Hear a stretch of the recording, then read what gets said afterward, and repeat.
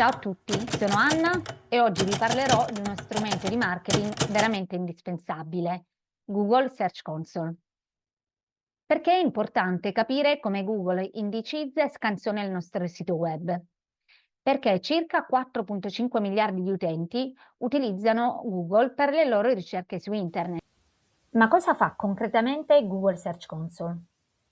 Ci aiuta a capire quali sono le parole chiave, le query, che gli utenti digitano per arrivare al nostro business. Da che paesi arrivano, su quali pagine del nostro sito atterrano direttamente dal motore di ricerca e ci segnala anche quali sono gli errori individuati da Google durante la scansione del nostro sito e come risolverli. Addentriamoci ora in Google Search Console. Le pagine che vi consiglio di utilizzare sono la Overview, la panoramica, che è utile per avere informazioni di alto livello, gli Insights, che sono perfetti per trovare dati interessanti su cosa è cambiato rispetto al periodo precedente. Ora stiamo guardando gli ultimi 28 giorni e riusciamo a vedere il confronto con i 28 giorni prima.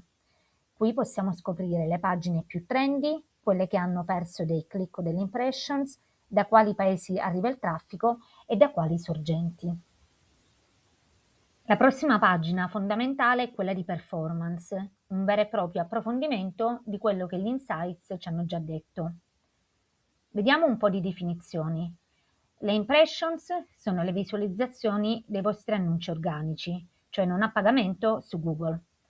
Quindi ogni volta che il sito compare nei risultati di ricerca conta come un'impression. Poi abbiamo i click. I click sono click effettivi sui link dei vostri annunci, che portano gli utenti sul vostro sito.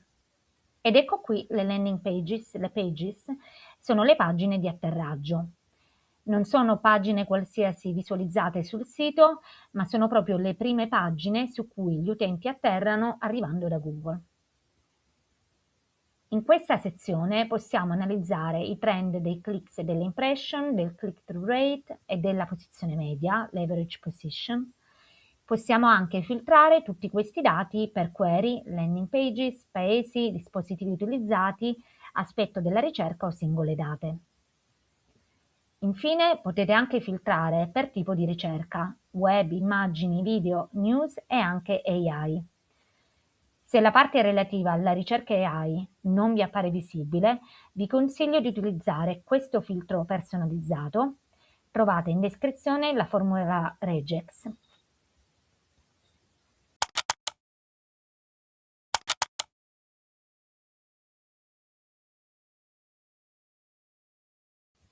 Un altro motivo per cui dovete usare Google Search Console è la sua capacità di integrazione con Google Analytics. Questa integrazione è potente perché unendo questi due strumenti riusciamo a creare un proprio funnel del prima e del dopo.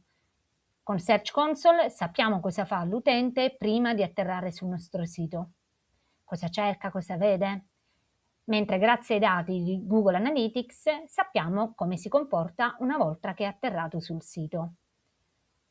Per creare questa integrazione andiamo su Google Analytics, clicchiamo su Impostazioni, clicchiamo su Collegamenti e infine Search Console.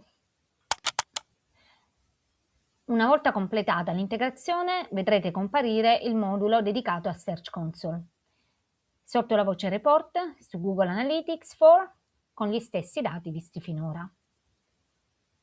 Se invece non avete attivato l'integrazione, potete comunque andare su Report, Obiettivi di Business, Business Objectives, Traffic Acquisition, acquisizione di traffico.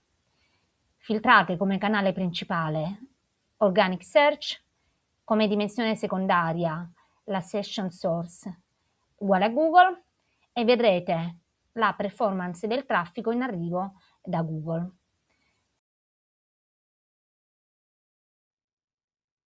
Questo tutorial vi è stato utile? Lasciate un like, iscrivetevi al canale e fatemi sapere se volete che parli di altri argomenti nel modulo in descrizione. Grazie mille e alla prossima!